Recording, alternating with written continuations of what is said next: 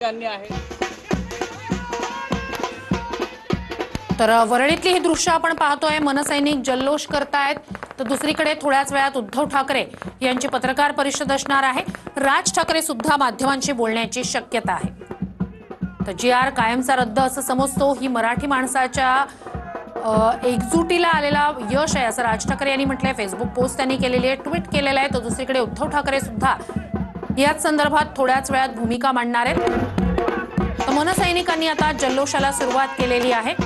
ठिकठिकाणी फटाके फोडले जात आहेत। शिवतीर्थ निवासस्थानाबाहेर सुद्धा मनसैनिकांनी फटाके फोडत जल्लोष केला। ट्विट काय राज ठाकरेंचं, इयत्ता पहिलीपासून 3 भाषा शिकवण्याच्या नावाखाली हिंदी भाषा लादण्याचा निर्णय एकदाचा मागे घेतला। सरकारनं या संबंधातील 2 जी.आर. रद्द केले। याला उशिरा आलेलं शहाणपण म्हणता येणार नाही, कारण ही सक्ती फक्त आणि फक्त मराठी जनतेच्या रेट्यामुळेच मागे घेतली गेली।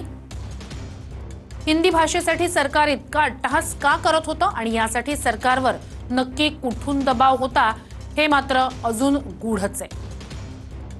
आणि यासाठी महाराष्ट्रातील तमाम जनतेचं अभिनंदन।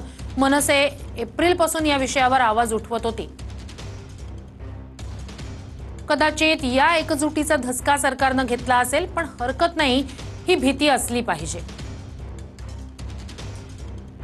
अजून एक गोष्ट, सरकारनं पुन्हा एकदा नवीन समिती नेमली आहे। मी स्वच्छ शब्दात सांगतोय, समितीचा अहवाल येऊ दे किंवा नको, परंतु हे असले प्रकार परत खपवून घेतले जाणार नाहीत म्हणजे नाहीत। ही गोष्ट सरकारनं कायमची त्यांच्या मनात कोरून ठेवावी। हा निर्णय कायमचा रद्द झालाय असं आम्ही गृहीत धरतोय आणि महाराष्ट्रातील जनतेनं पण हेच गृहीत धरलंय।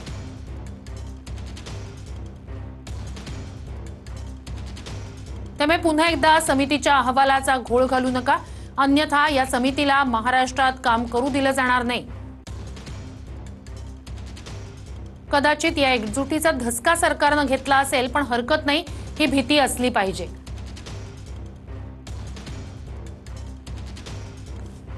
अजून एक गोष्ट, सरकारने पुन्हा एकदा नवीन समिती नेमली आहे।